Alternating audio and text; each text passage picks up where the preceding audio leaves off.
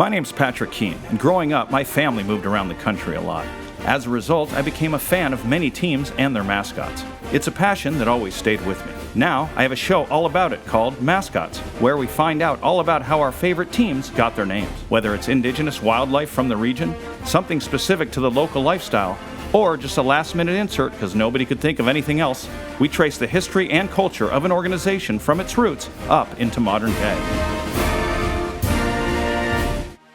Today, we're in Austin, looking at the University of Texas mascot, the Longhorn. Let's have a look, or a hook. The University of Texas was founded in 1883, with the Longhorn becoming the official mascot just over 30 years later. In 1904, David Frank, writer for the school newspaper The Texan, officially began referring to the athletic teams as the Longhorns. Since that time, they've won 23 national championships in football, baseball, swimming, diving, and have claimed more titles in men's and women's sports than any other school in the Big 12 Conference. Now that is one athletic steer, and that steer is affectionately known as Bevo. Here I am with Matt, a lifelong Longhorn fan and historian here in Austin. We're going to find out what he knows all about the history of the University of Texas. Matt, can you tell us how the Longhorn became the mascot for the University of Texas? Well, yes, the Longhorn is a breed of cattle that was wild in the state of Texas because of the Spaniards. The Spaniards brought the cattle over. They would get out, they multiplied, and they created large herds. At that time, Texas was its own country, and it became a national emblem for the state of Texas. And when they formed the University of Texas, they adopted the Longhorn since it was well known among all the Texans. And that's how they became the Longhorns. Matt, can you tell us how Bevo got his name, Bevo? Well, the story is, and I know that this is true, there were a couple of guys that were in my family that were at A&M at the time, and they stole Bevo from the University of Texas. A&M had beat us 13-0, so they marked him with 13-0, okay, and returned him. So here's our mascot with 13-0. So what they did was take a brand and they changed it to where it looked like Bevo on his hip. And that's the story of how we got the name Bevo. Who's the greatest Longhorn of all time, in your opinion? In my mind, I'm a little prejudiced, a gentleman by the name of Roosevelt Leaks. He's from my hometown of Brenham, Texas. He's a great man. He was, to me, the greatest running back that was ever there from the standpoint of both being the first black man that started at the University of Texas, but also he had a knee injury his junior year. And he overcame that knee injury, and he was voted third in the Heisman his senior year. So to me, from a standpoint of a human being and the way he lived his life, I think he was the greatest Longhorn. When I say the name Earl Campbell, what comes to mind? A beast. Watching him in college, he ran over everybody.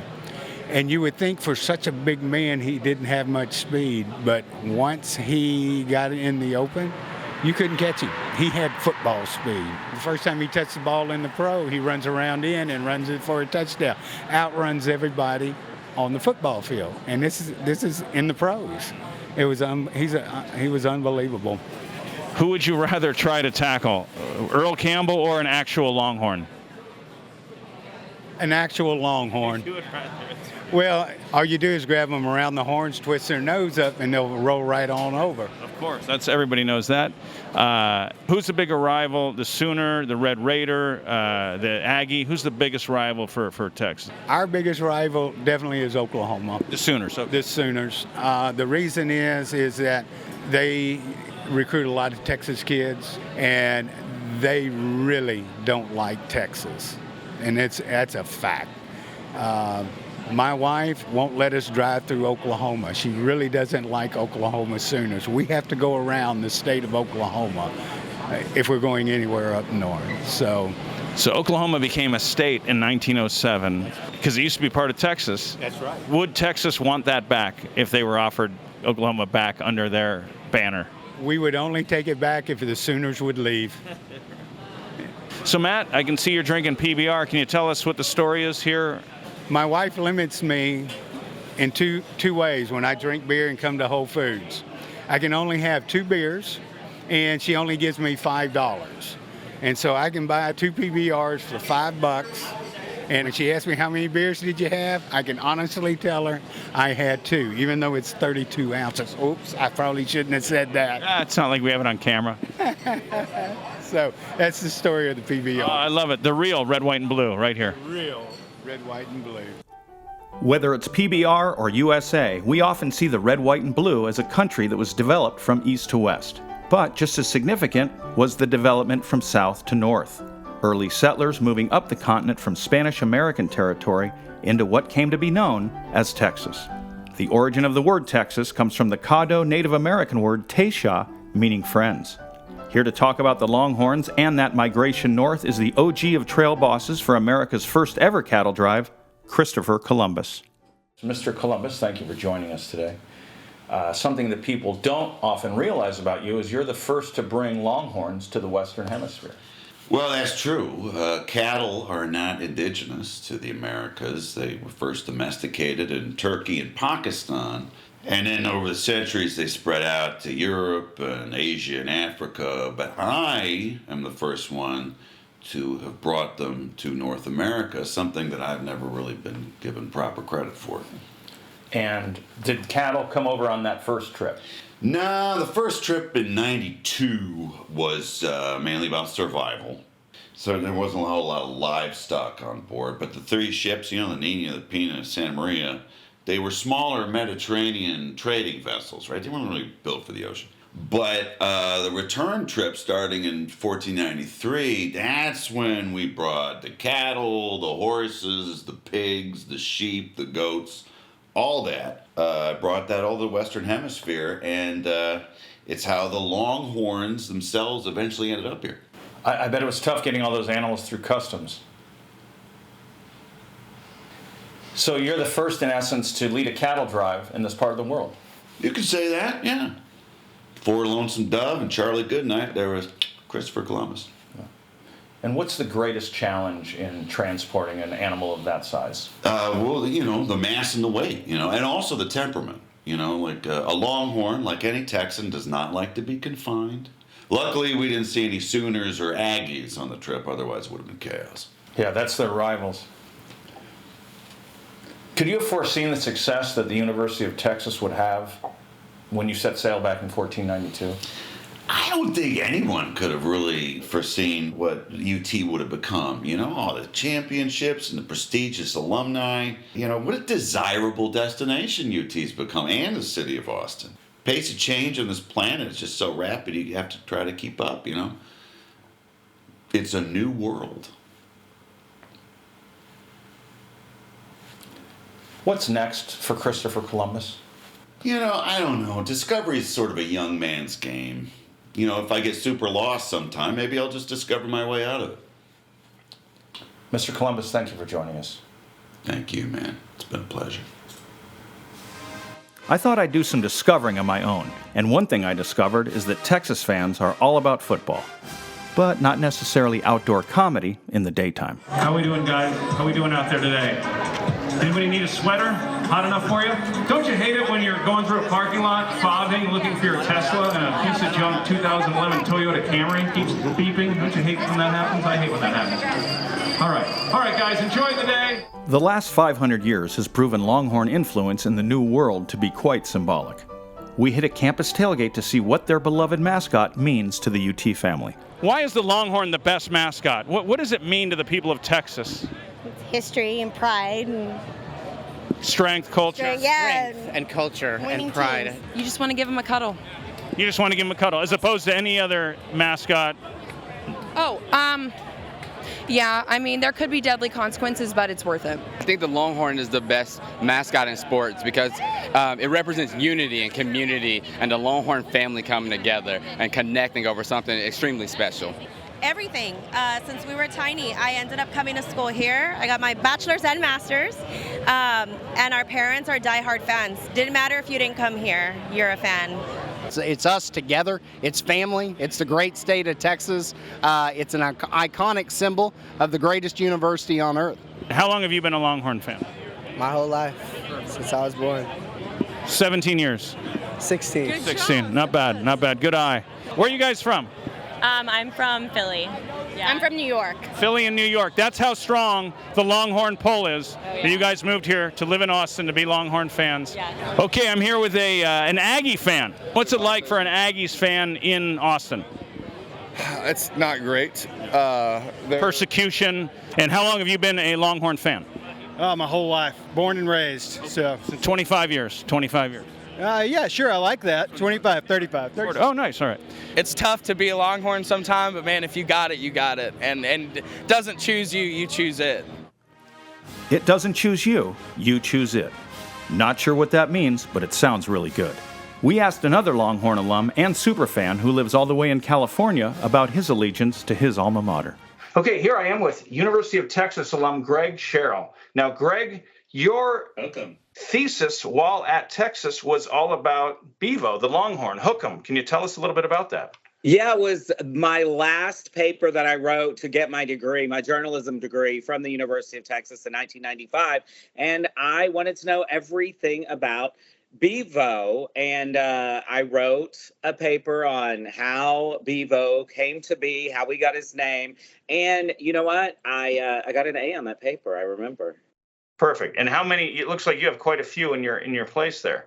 Yeah, I have definitely got a lot of Longhorns. So we got 3 back here. We have every size that they ever, that I know that were ever sold at the Texas Co-op. And then I have, several back here, including this piggy bank that I love. I guess it's not a piggy bank. It's a Longhorn bank. Perfect. Can you talk a little bit about what the Longhorn means to the people of Texas? It seems like a mascot that people are really connected with, unlike any other place.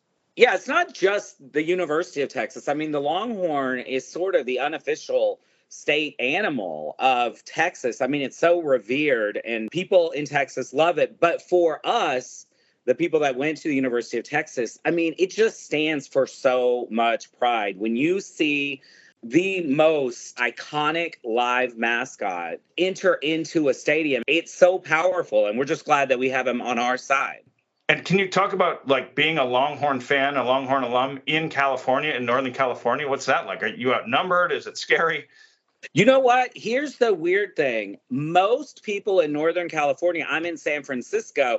I moved out here in 2005 when Vince Young carried us to the national championship, which happened in the Rose Bowl in Pasadena.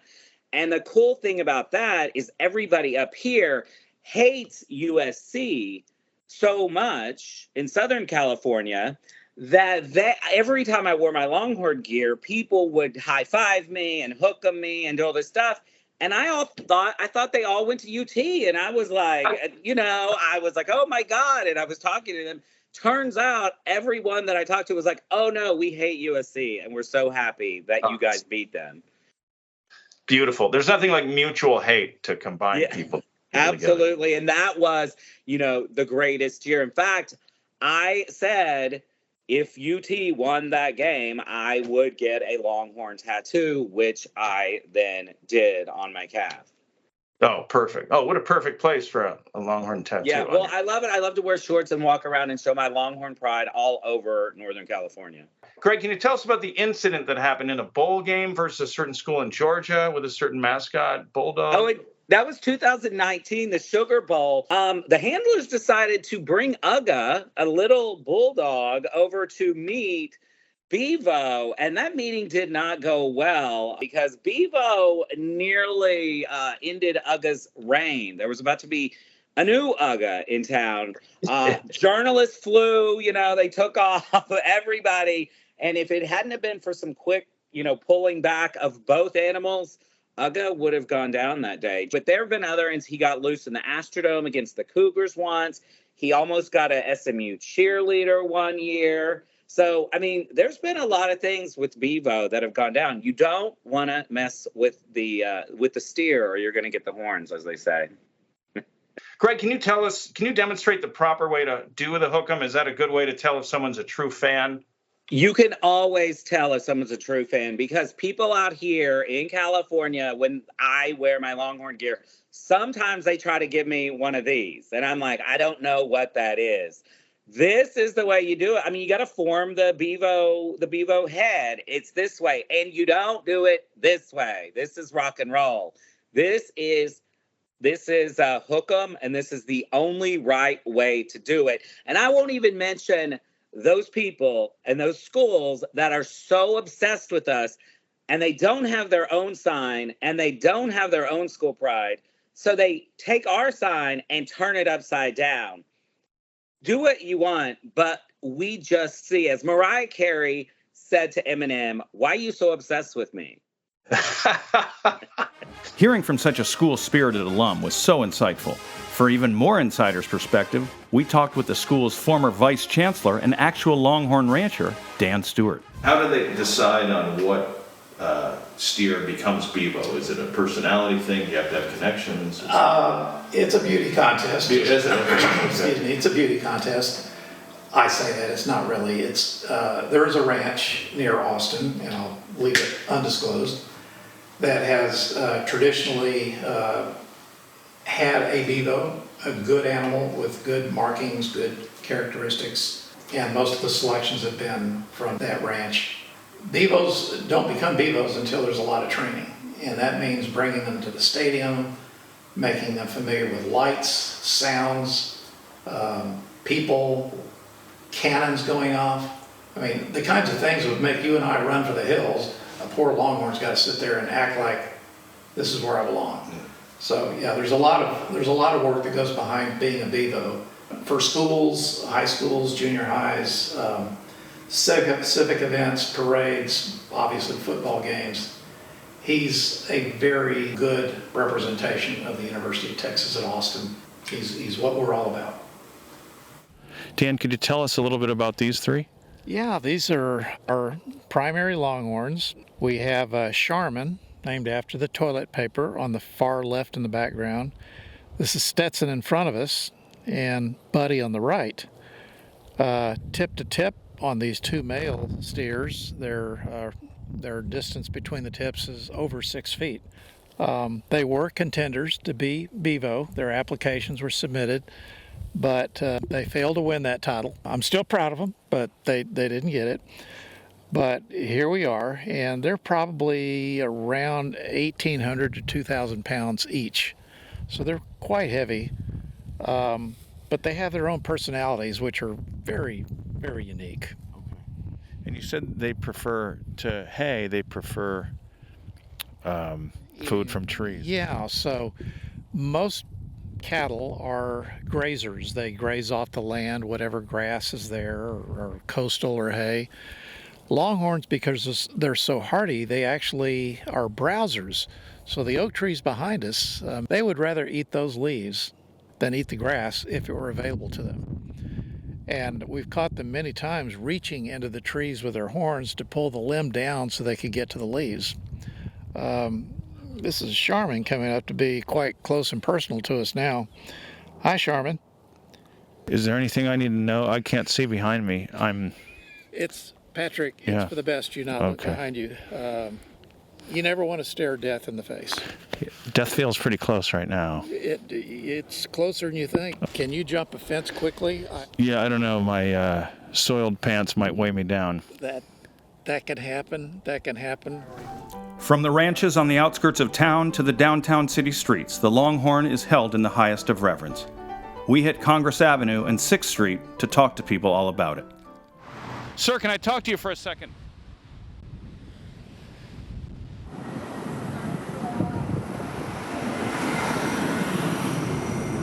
Can you tell us a little bit about Bevo and the Longhorn in general?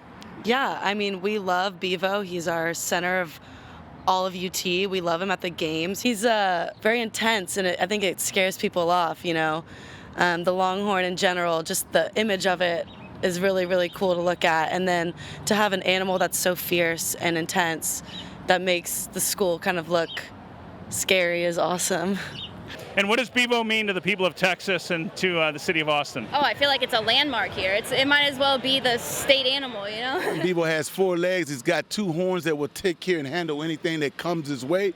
And Bevo is 100% stocked beef. So we don't mess around here at the University of Texas, because what starts here changes the world, and Bevo is part of that change. Perfect. How did you get started in this business making specialty donuts? What's the motivation for that? Actually, I don't know all this stuff at all, but customer keep want me to make for her.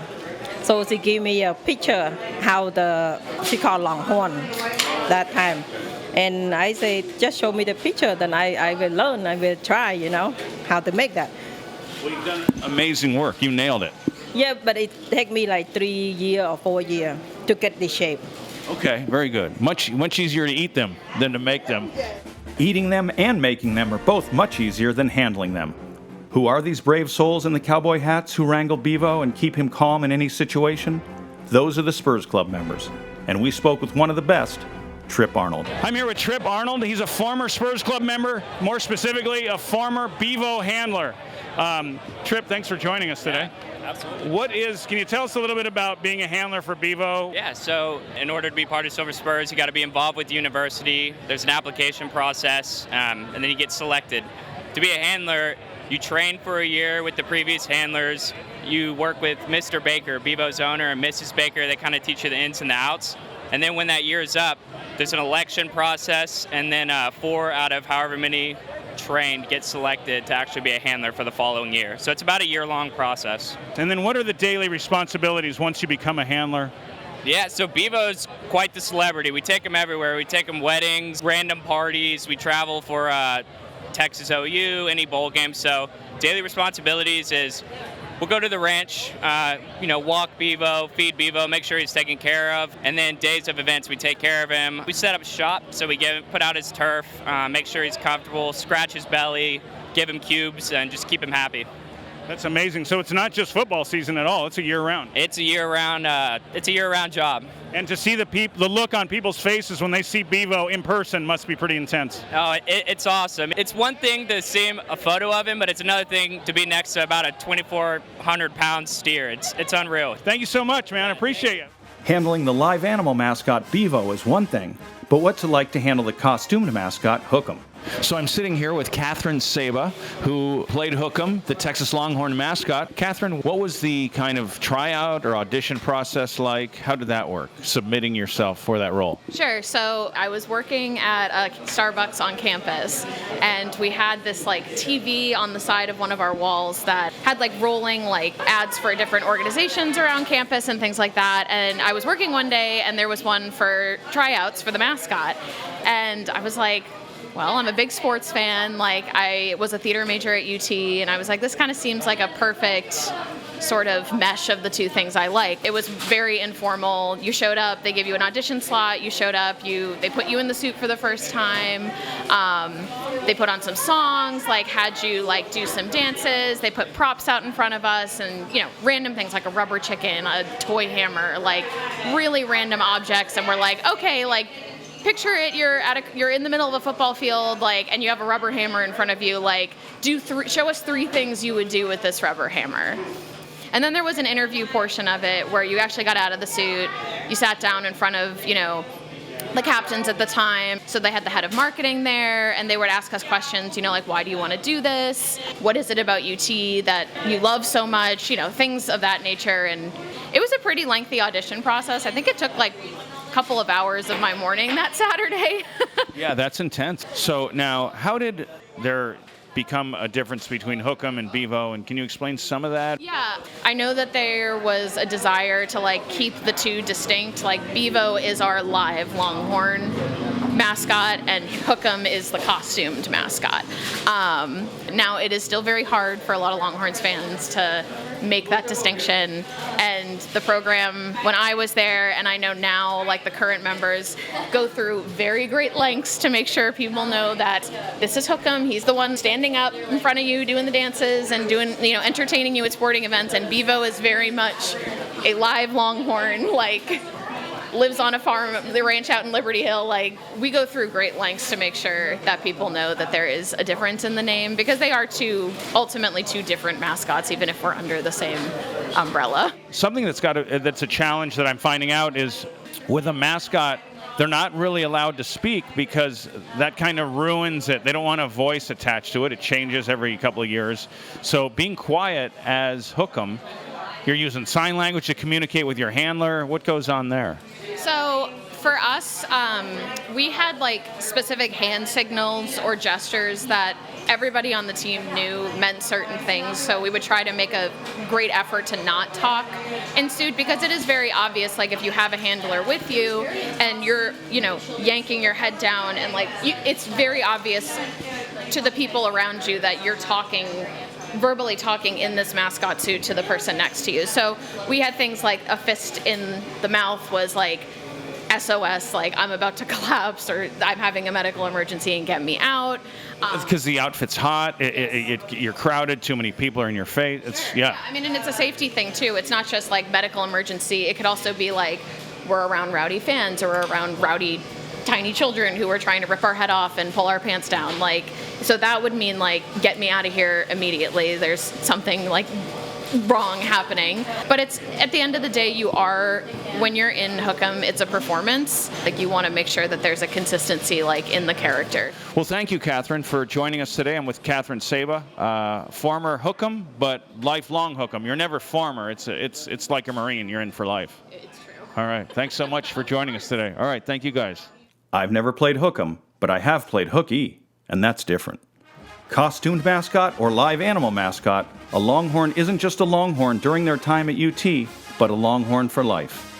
The Texas Exes Club is one of the largest alumni groups in the country with over 570,000 former students, and no visit to the University of Texas would be complete without talking to one of these alum, the godfather of Austin himself, Matthew McConaughey. I'm here with Matthew McConaughey. Mr. McConaughey, when using a face swap app, what's the best one to use when impersonating celebrities?